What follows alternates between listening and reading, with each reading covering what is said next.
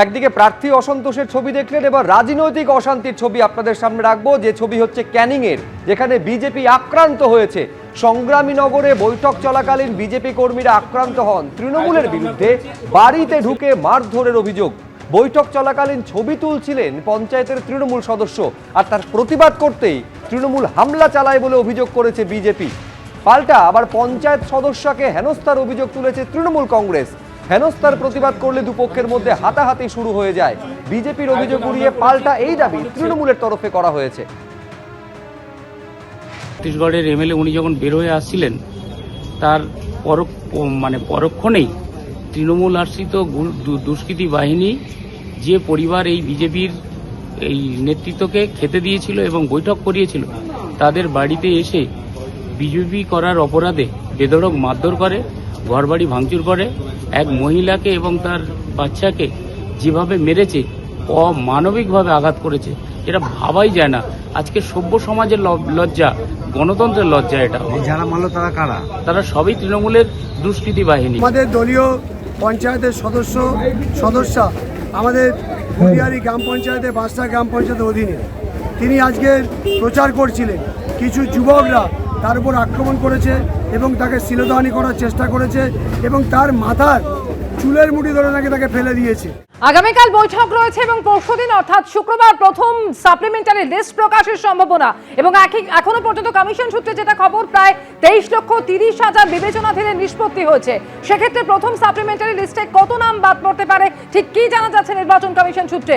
রুমা পাল আমাদের জানাবেন। রুমা, দেখো, জানি রাখি যেহেতু 23,30,000 এখনো পর্যন্ত নিষ্পত্তি হয়েছে এবং যবে সাপ্লিমেন্টারি লিস্ট বেরোবে সেটা শুক্রবার শনিবার বলা হয়েছে, সেক্ষেত্রে আরো এই সংখ্যা বাড়বে। এবং এক্ষেত্রে এখনো পর্যন্ত পাওয়া খবর সেটা হচ্ছে 8 লক্ষের মতো বাদ যাবে, এমনটাই জানা যাচ্ছে। যদিও একেবারে সাপ্লিমেন্টারি লিস্ট পাওয়ার পরেই কিন্তু বোঝা যাবে আদপে কতজনের নাম বাদ যাচ্ছে।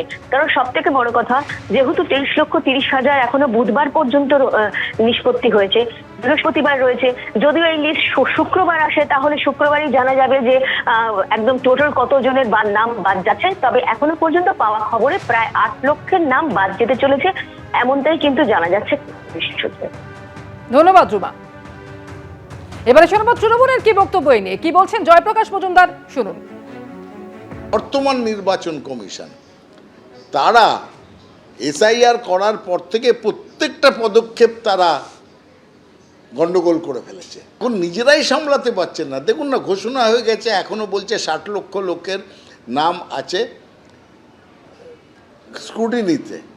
এবার সেইটা জুডিশিয়াল অফিসাররা করবে।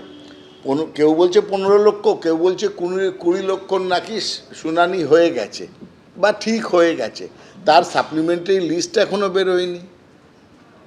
এরপরে সাপ্লিমেন্টারি লিস্ট বার হবে, আর সম্পূর্ণ একটা এই ঘটনা অ্যাডজুডিকেশনে থাকায় একটি ভোটারও যাতে উইদাউট হিয়ারিং ভোট না হতে পারে সেটাও নির্দেশ আছে সুপ্রিম কোর্টে। শুক্রবারই প্রথম সাপ্লিমেন্টারি তালিকা প্রকাশের সম্ভাবনা। এসআইআর এর সঙ্গে ভোট প্রক্রিয়া নিয়ে আগামীকাল ফের হাইকোর্টে বৈঠক রয়েছে এবং তারপর পরের দিন অর্থাৎ শুক্রবার প্রকাশিত হবে প্রথম সাপ্লিমেন্টারি লিস্ট।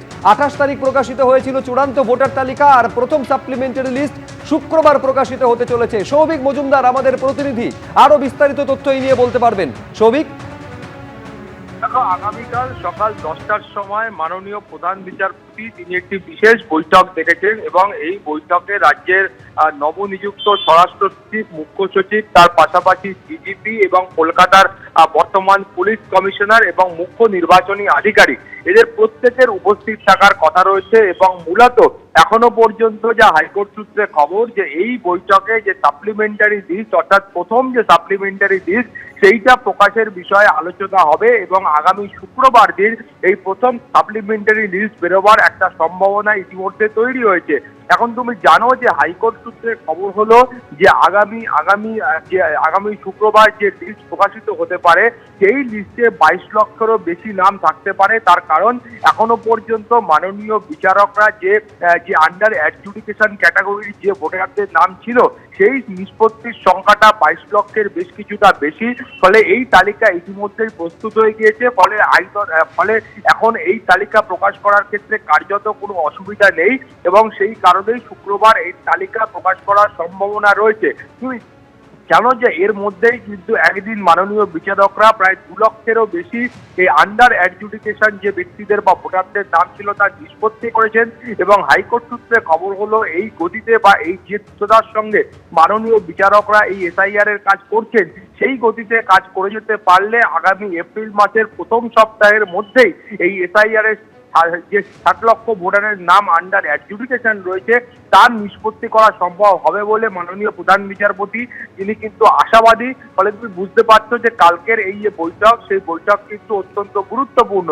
তার পাশাপাশি এই বৈঠকে আসন্ন নির্বাচন এবং এসআইআর প্রক্রিয়ায় সার্বিকভাবে নিরাপত্তার যে বিষয়টা রয়েছে সেই নিরাপত্তার বিষয়টা নিয়েও আলোচনা হবে। অর্থাৎ যে সংখ্যক বাহিনী আসছে সেই সংখ্যক বাহিনীদের ডিপ্লয় করা বা অন্যান্য ক্ষেত্রে যে নিরাপত্তার আঙ্গিকটা রয়েছে সেইটাও কিন্তু আগামীকাল খতিয়ে দেখা হবে বা সেটা নিয়েও আলোচনা করা হবে। কিন্তু মূল যে বিষয় রয়েছে সেটা হলো এই আন্ডার অ্যাডজুডিকেশন যাদের নাম ছিল, যে ভোটারদের নাম ছিল, সেইটার তালিকা সাপ্লিমেন্টারি প্রথম সাপ্লিমেন্টারি লিস্ট প্রকাশ করা, সেটাই কিন্তু এখন সর্বাধিক গুরুত্ব পাচ্ছে। তুমি জানো যে 28শে ফেব্রুয়ারি প্রথম তালিকা প্রকাশ করা হয় এবং প্রথম যে ভোটার লিস্ট প্রকাশ করা হয় সেই লিস্টের পরেও নির্বাচন কমিশন তারা সুপ্রিম কোর্ট এবং কলকাতা হাইকোর্টের মাননীয় প্রধান বিচারপতিকে বলেছিলেন যে আরো ধাপে ধাপে এই সাপ্লিমেন্টারি তালিকা বের করা হবে, এবং সুপ্রিম কোর্টের বক্তব্য ছিল যে ভোট গ্রহণের আগের দিন পর্যন্ত কোনো মানুষের নাম যদি ক্লিয়ার হয়ে যায় তিনিও কিন্তু ভোট দেওয়ার জন্য অধিকারী হবেন। ফলে সেই মুহূর্তে আগামীকালের যে বৈঠক রয়েছে সেটাও কিন্তু অত্যন্ত গুরুত্বপূর্ণ। শুভ্রজিৎ। বেশ সৌভিক, তুমি আমাদের সঙ্গে থাকো। এবিপি আনন্দ এগিয়ে থাকে, এগিয়ে রাখে।